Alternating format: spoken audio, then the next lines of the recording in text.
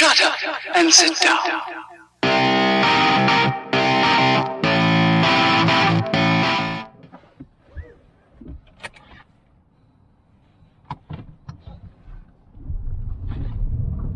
Oh, hello and welcome to a North Wales side-by-side video. It's another one of my in the car videos tonight.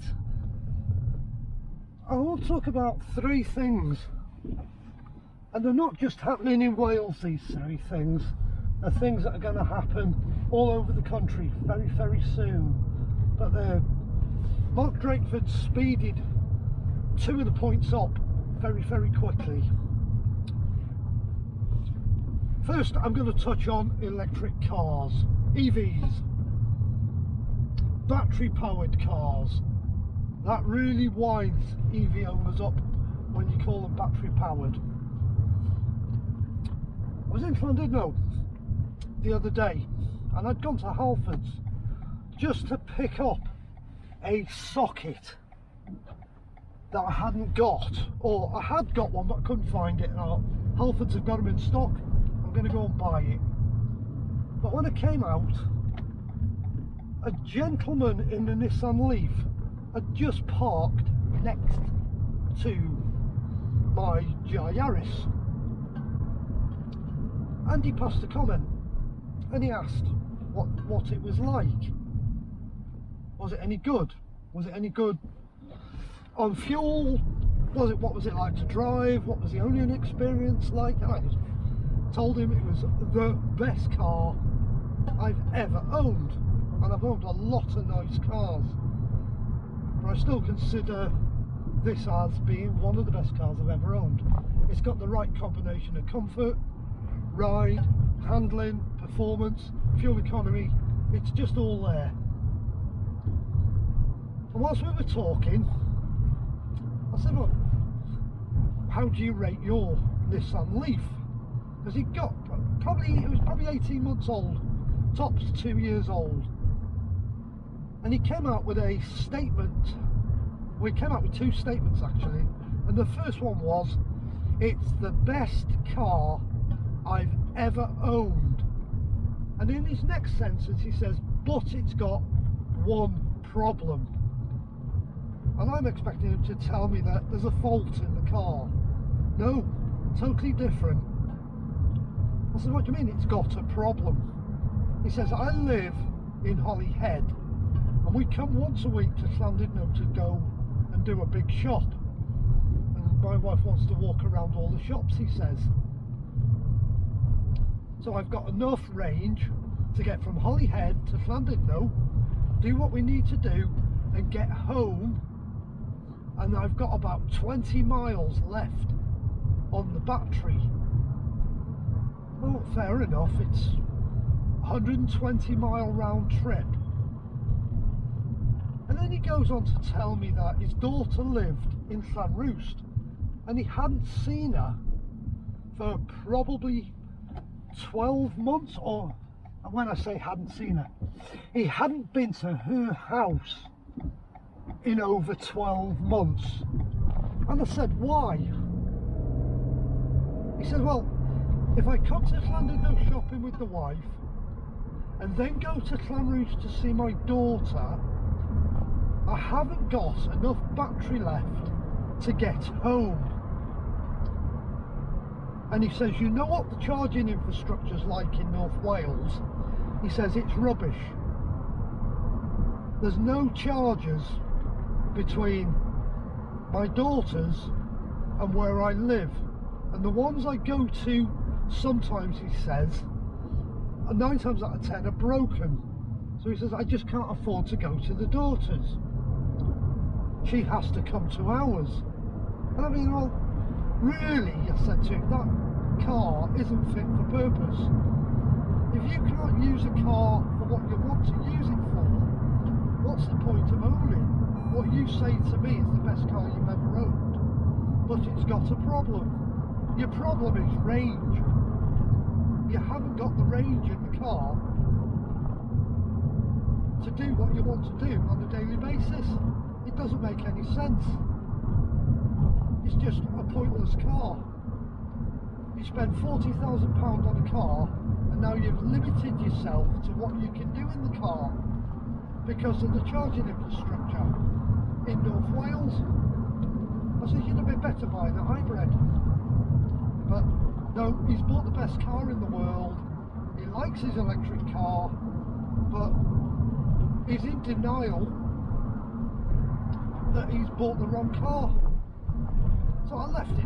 I left the conversation there. That's his problem, not mine. Electric cars don't work. They just don't work. If you're going to have an electric car, you've got to put so much planning into every journey you do. If you've got a petrol car, diesel car or a hybrid, there's a petrol station within easy reach. You don't need to put the planning in. You just stop, put fuel in, carry on. Electric cars don't make any sense. Not in a rural environment like North Wales. End of story, they don't work. This guy's finding it out now for himself the hard way. It's restricting his movement, which at the end of the day is why the governments are pushing us onto electric cars. Restriction of movement. Okay, that's electric cars done with. That's point number one. They're crap. Glorified milk floats, and they are crap. Right, you're all aware of the 20-mile-an-hour speed limits that our dictatorship of a government have put into place in Wales. And I don't know if you realise, back in June of 2023, they started pulling money out of the bus transport system. The bus companies don't get as much money now as they used to off the Welsh government to subsidise the routes that they're running. So Arriva have started looking at all their routes. They've already admitted, Arriva have, that it has drastically affected a lot of their routes. It's making the times it takes to do the routes drastically longer. It's costing them more in fuel. It's costing them an awful lot in grief off bus passengers because they can't keep to the timetables. They're always running very, very late. So they're actually now looking at pulling routes out of their system because they're not viable anymore. So that's happening all over Wales now. That is, the bus companies are going, we can't do this route, we can't do that route, we're going to pull it. Mark Drakeford wants us out of our cars and he wants us on public transport. Well, now public transport's not working because it's not going to be there, so you can use it. Makes no sense. Now, the other thing, this is the third point, I'm going to get onto private hire and taxis now. A lot of the councils in Wales are the ones who are in charge of licensing private taxi cabs, and they're in charge of the testing for these vehicles. Well, they're now telling the taxi companies and the private hire companies that they will no longer test a vehicle unless it is Euro 6 compliant.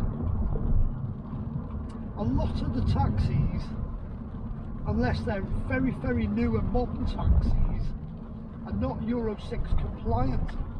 So they're now forcing taxi companies with perfectly good and usable vehicles off the roads. I've already spoken to one private hire owner.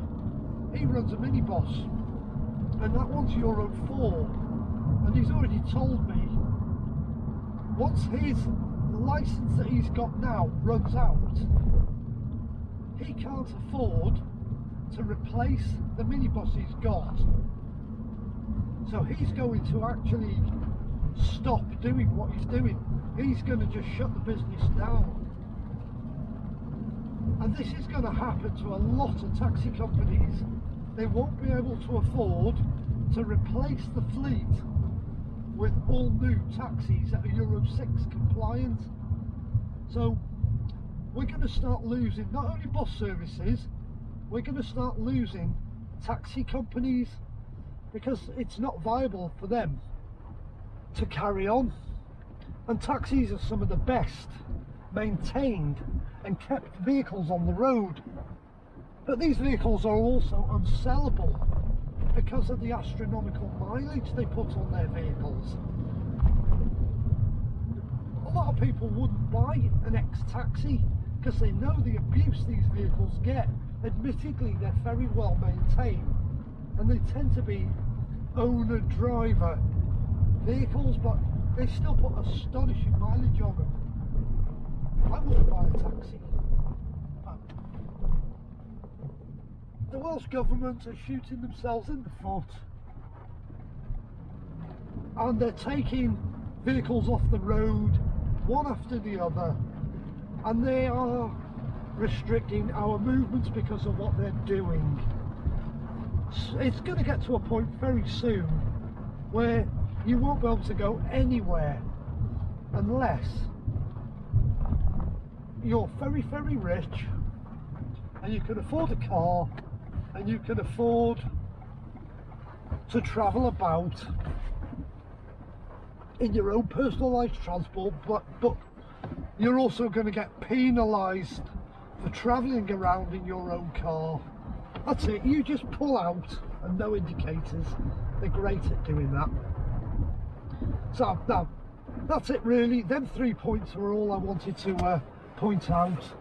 Just watch YouTube, watch the alternative news channels, and I think you'll find everything I've mentioned will start cropping up in other channels now. Anyhow, thank you very much for watching and listening to me on another rant. Hope you enjoyed. Please click like and subscribe. Thank you. Powering down.